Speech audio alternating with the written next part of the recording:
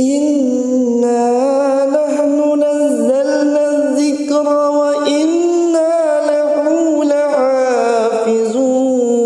Assalamualaikum warahmatullahi wabarakatuh. Welcome back to my channel. Selamat datang lagi di channel yang penuh berkah dan manfaat ini. Sebelum kita masuk ke videonya, jangan lupa teman-teman subscribe, like, and share.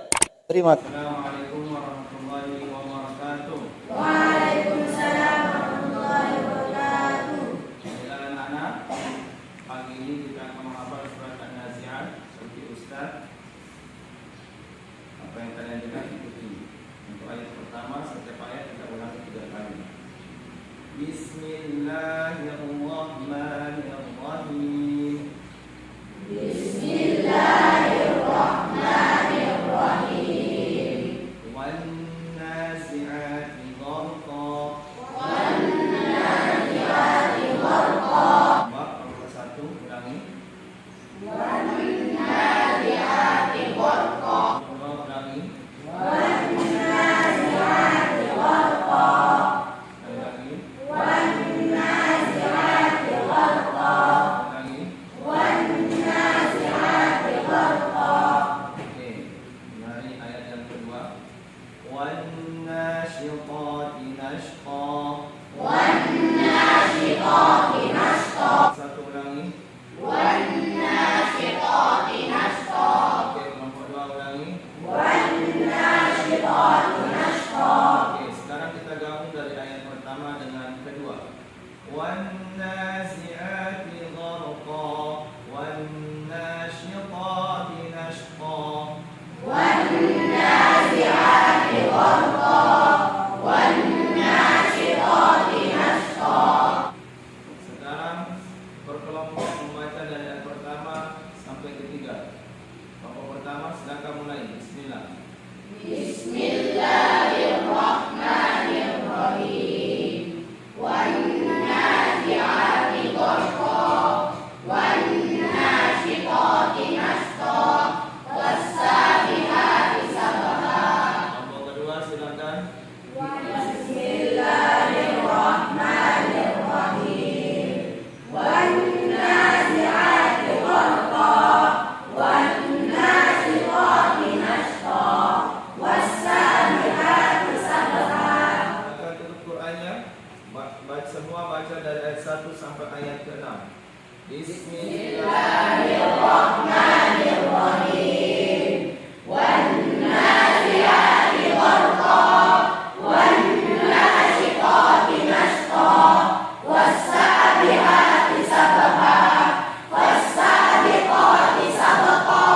Fal-mudabbirati amra. Yauma tarjufur rajifah. Sekarang kelompok 1 baca ayat pertama, dilanjut dengan kelompok 2. Begitu sebaliknya. Oke? Kelompok 1 pertama, bismillah.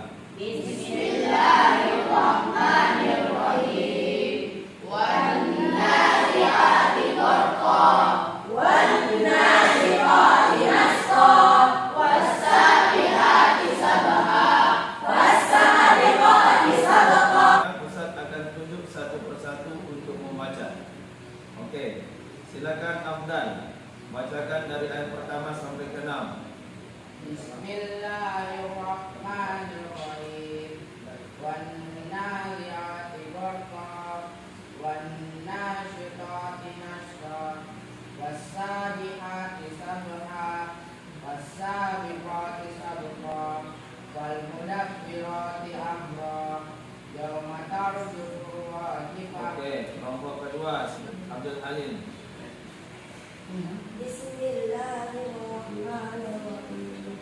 Wan-nazi'ati gharqa. Wan-nasyiqati nashqa. Was-sabihati sabha. Was-sabiqati sabqa. Perwakilan dari kelompok membacakan ayat yang akan disoalkan pada kelompok kedua. Silakan Abdan bacakan ayat, lalu suruh kelompok 2 menjawab. Bismillahirrahmanirrahim. Was-sabiqati sabqa. Was-sabiqati sabqa. Wal-mudabbirati amra. Yauma tarjufu rajifah. Oke, kelompok 2 silakan bacakan dan tunjuk kelompok 1 siapa yang soal. والنازعات غرقا والناشطات نشطا والسابحات سبحا إن في ذلك لعبرة لمن يخشى. Oke, stop. Tadi di sini ada sampran lupa, pakai zaba. Sama di sini ada kesalahan. Fa'akhadahullahu nakalan akhirati. Tapi tadi ada sampran membaca akhirata. Ini Ustaz lingkari sebagai tanda ini bahwa ada kesalahan. Nanti setelah diperbaiki baru dihapus. Oke? Oke, silakan. Assalamualaikum warahmatullahi wabarakatuh. Alhamdulillah wa kafa wassalatu wassalamu ala Mustafa wa ala alihi washabihi wa man ihtada amma ba'd. Sahabat Al-Kahf dimanapun Anda berada, jika seorang keluar dari rumahnya sudah pasti memiliki tujuan kemana mereka akan melangkah. Dan seorang yang jika keluar rumahnya mereka tidak memiliki tujuan, maka mereka akan tersesat di jalannya. Begitu juga dengan kehidupan yang Allah Subhanahu wa taala ciptakan, yang Allah Subhanahu wa taala hantar kita ke dunia, memiliki maksud dan tujuan yang sangat penting, yaitu illa liya'budullah, kecuali untuk beribadah kepada Allah, menghambakan diri kepada Allah Subhanahu wa taala. Sehingga dengan menghambakan diri kepada Allah, inilah yang membuat manusia mulia di sisi Allah Subhanahu wa taala. Syekhul Islam Muhammad At-Tamimi mengatakan, "Annallaha khalaqana", Allah Subhanahu wa taala menciptakan kita. Wa razaqana, dan dialah Allah yang memberikan kita rezeki. Wa lam tatrukhu hamalan, dan dialah Allah tidak akan menciptakan kita dengan sia-sia atau tidak membiarkan kita hidup dalam kesia-siaan. Allah Subhanahu wa taala hantar para nabi dan rasul untuk mengajak kepada kebaikan, mendakwahkan agama, untuk mengajak orang kembali kepada Allah Subhanahu wa taala. Bal arsala ilaina rasulan, akan tetapi Allah mengirimkan para rasul untuk mengingatkan kita bahwa kita tercipta karena memiliki tujuan hidup. Wa man ata'ahu dakhala jannah, barang siapa taat kepada Allah maka dia akan masuk surga.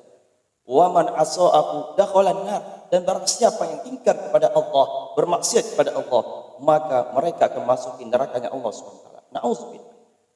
Maka sudah seyogyanya kita sebagai seorang hamba menghambakan diri beribadah kepada Allah dengan maksud yang Allah ciptakan kita, yaitu beribadah kepada Allah Subhanahu wa taala. Allah Subhanahu wa taala berfirman dalam surat Asy-Syura yang ke-20, "Man kana yuridu harsal akhirati nazid lahu fi harsi." Di antara kita ada yang menginginkan kehidupan akhirat, Allah akan berikan kehidupan akhirat tersebut. Allah berikan mereka pahala, Allah berikan mereka kemudahan ketika mereka di dunia, bahkan sampai akhiratnya Allah. Ini yang apabila kehidupan kita ini tujuannya untuk akhirat, maka dunia akhirat pun akan kita dapatkan. Wa man kana yuridu hasad dunya, dan barang siapa yang menginginkan kehidupan keduniaan, kata Allah, Allah SWT akan berikan pula. Dunia Allah berikan, jabatan Allah berikan, harta Allah akan berikan. Tapi ingat apa firman Allah di akhir ayatnya? Wa ma lahu fil akhirati min nasib. Akan tetapi orang yang selalu dalam kehidupannya dia berzikir karena dunia, dia beribadah karena dunia, dia tilawah Al-Quran karena dunia, tidak ada bagiannya di akhirat Allah Subhanahu wa taala. Karena Allah sudah memberikan bagiannya ketika mereka masih hidup di dunia.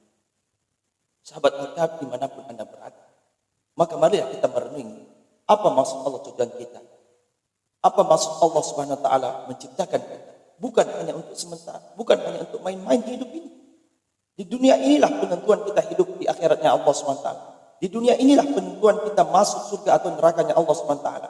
Allah Subhanahu wa taala berfirman dalam surat Al-Qiyamah, "Ayasabul insanu ayyutraka sudah." Allah mengatakan, apakah manusia diciptakan hanya untuk sia-sia begitu saja? Jawabannya tidak. Allah Subhanahu wa taala menghantar kita ke dunia ini untuk ibadah kepadanya.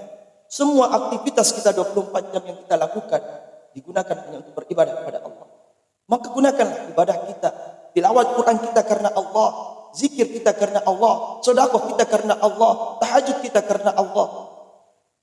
Jangan semuanya kita gunakan untuk meminta keduniaan semua. Banyak orang yang meminta dunia. Ketika sujud dunia dia minta.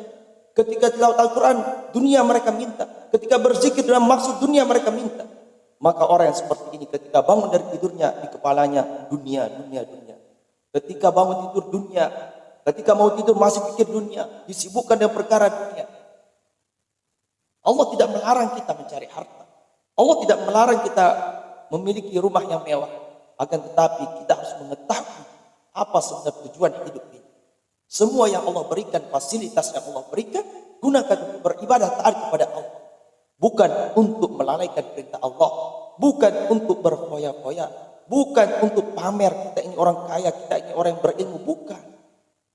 Tetapi kita gunakan semata-mata karena keridhaan Allah Subhanahu wa taala.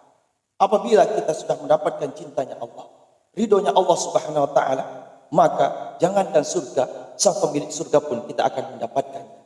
Wallahul muwaffiq ila aqwamit thariq. Assalamu alaikum warahmatullahi wabarakatuh.